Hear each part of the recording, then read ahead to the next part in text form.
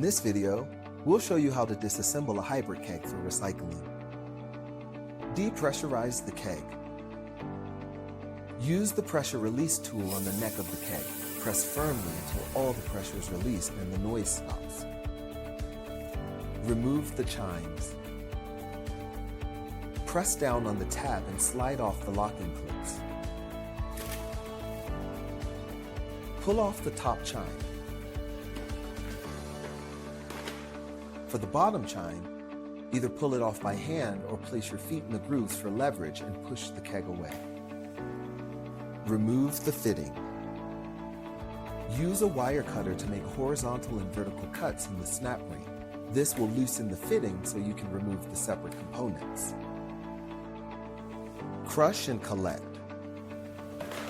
Flatten the keg body and gather all parts for proper recycling.